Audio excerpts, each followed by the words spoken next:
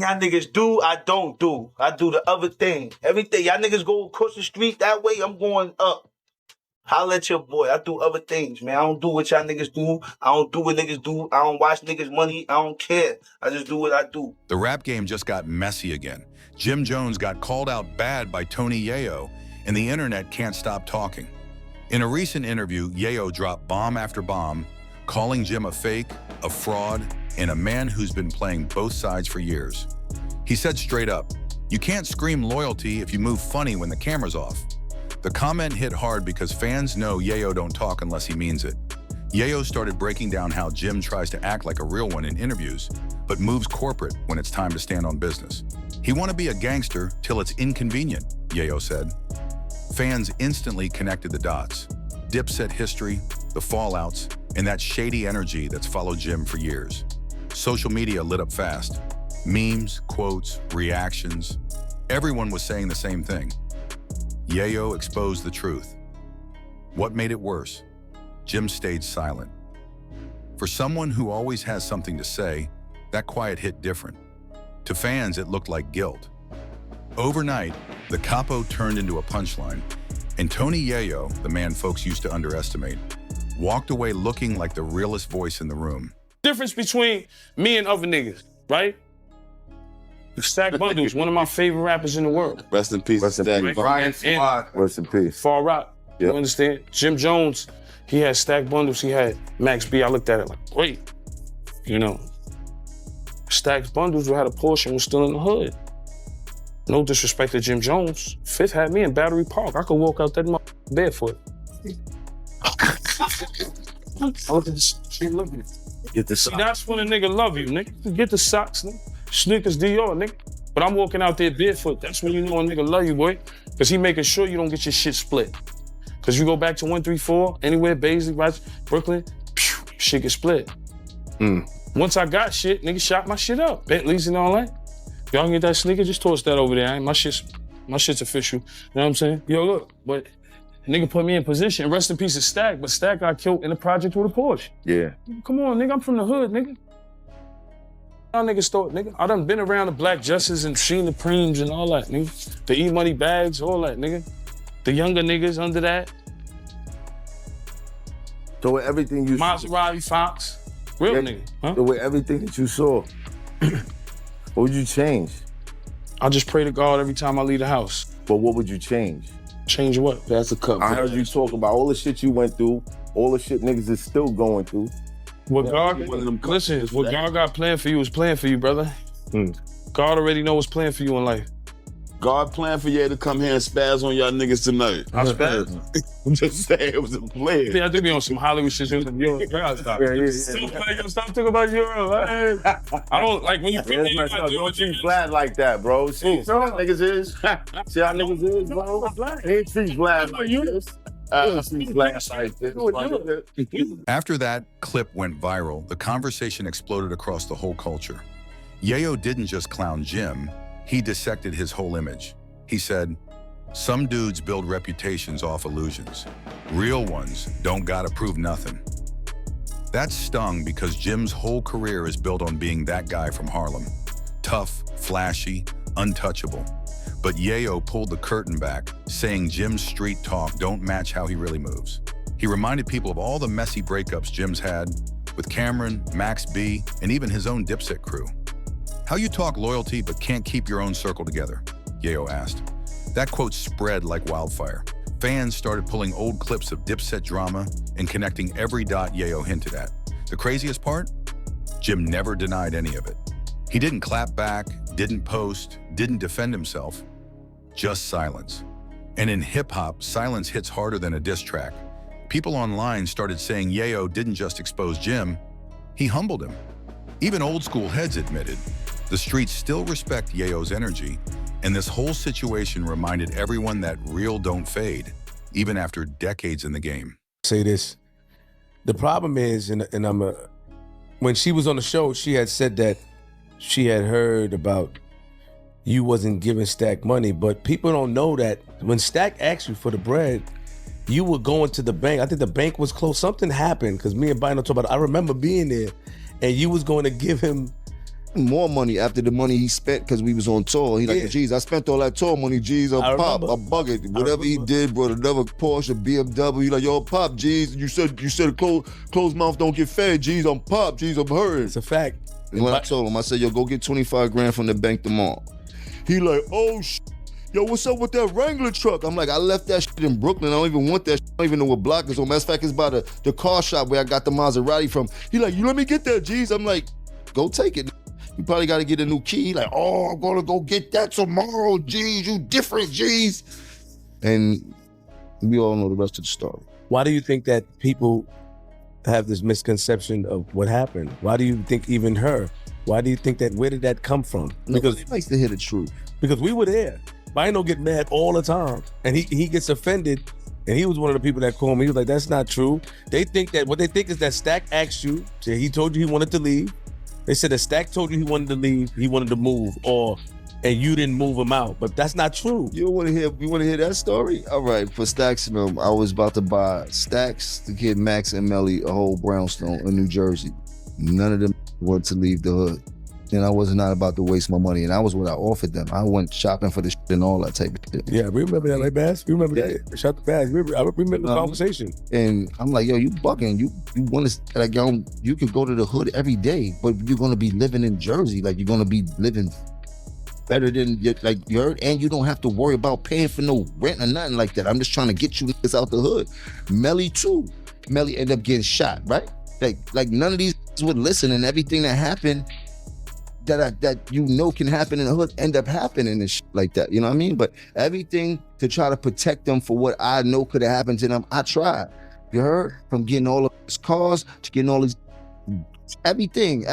You can imagine everything. Private jets, Miami, hundreds of thousands in one weekend, 2 tour buses at Atlanta. Like, cannot front on how I had my boys moving. And I'm only talking about this because you was there, and you and Stacks were best friends. Were Bino, couple others and like that. Other than I don't even talk to people about Stacks and what went on, but we were sending out. It was not on our level when we was moving, and no way. Then Tony Yayo doubled down.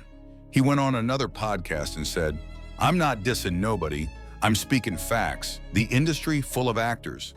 That line alone shook the internet again. He said he's seen rappers fold in real life while preaching toughness online. You can't call yourself the capo if your own block don't vouch for you, he said, clearly throwing shade at Jim. Fans went wild reposting that quote everywhere. People started revisiting old footage.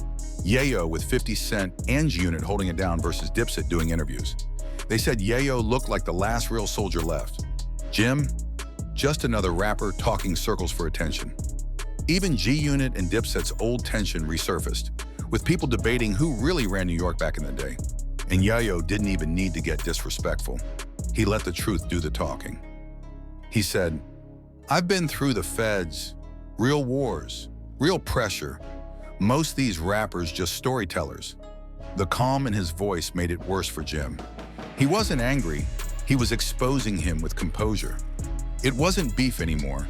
It was reputation versus reality. And Jim's reality wasn't looking too solid. Like I just said, we just came back off tour. Yeah. You know, with Fifth, and we still touring, still. And I do my own tours too for people. Be like, oh, yo. You see, hey. I do my own tours. I did tours in Canada. I did a tour across the whole Germany and the Swiss Alps. And that's why I don't care about the hate. Cause I'm like, I got the possibility to do my own tour. Like something with Memphis Bleak. Memphis Bleak said to Nori, Yayo said, Jay-Z didn't have us on tour like he did, or I eat my own halal. I eat my own halal too, if you want to say that. To Memphis Bleak, I just came off my last tour.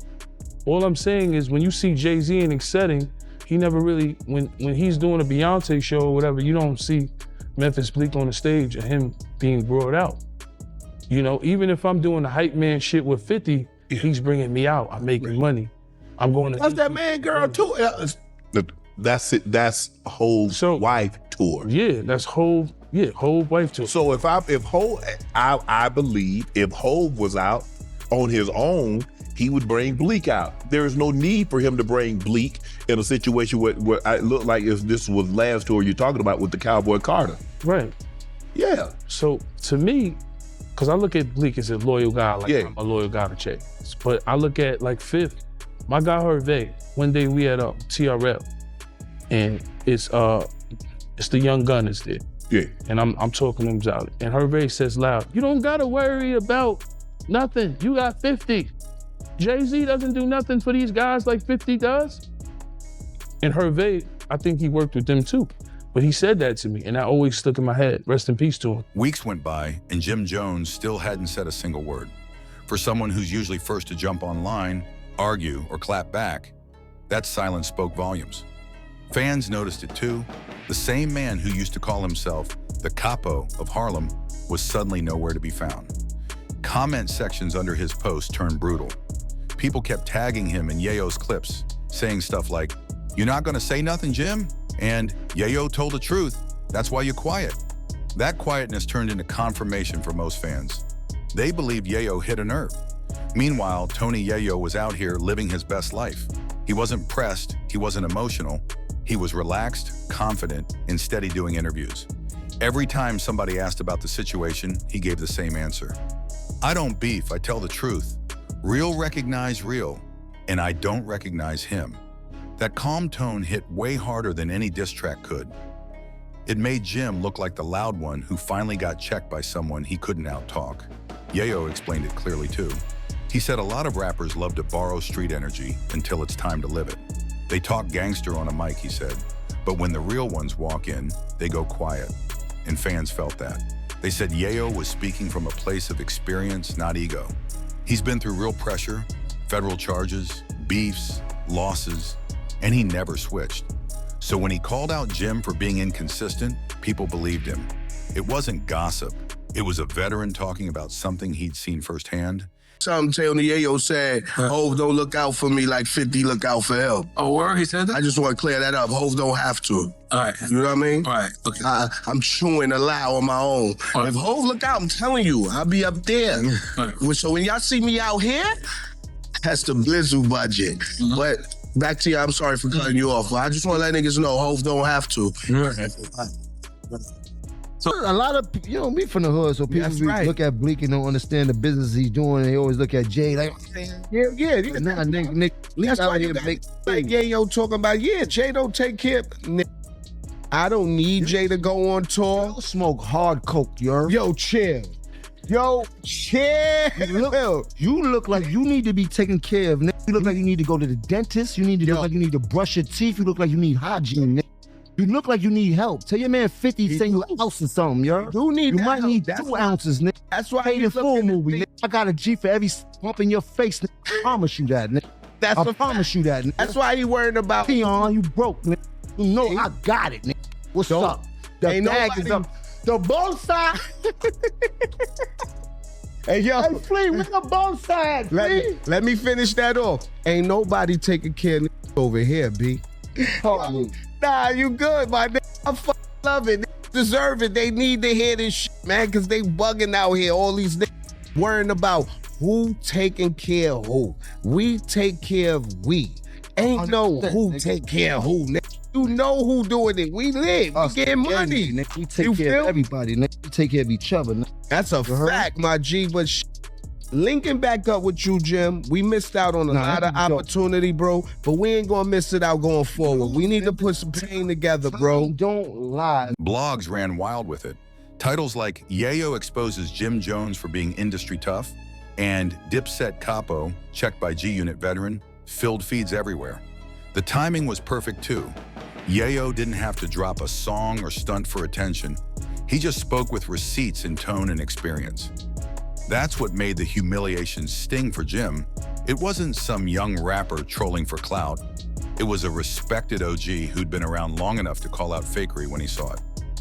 Jim tried to play it cool online, posting selfies, hanging with celebs, and dropping motivational quotes like, "Success is the best revenge," but nobody bought it. Fans flooded the comments with laughing emojis and Yayo quotes. The internet had already decided who looked more authentic. Even some Dipset supporters admitted Jim needed to respond, but deep down, they knew any comeback would sound forced. By the time the dust settled, Yayo didn't just win the argument, he won the respect war. He reminded the culture that credibility can't be faked. You can't buy it, you can't post it, you gotta live it. Jim's brand of real looked polished and performative, while Yayo's looked rugged and raw, the kind of real that can't be rehearsed. In the end, Jim's silence became his downfall, and Tony Yayo's truth became a statement. Sometimes the quietest man in the room is the one that hits the hardest, and Yayo proved that without dropping a single bar.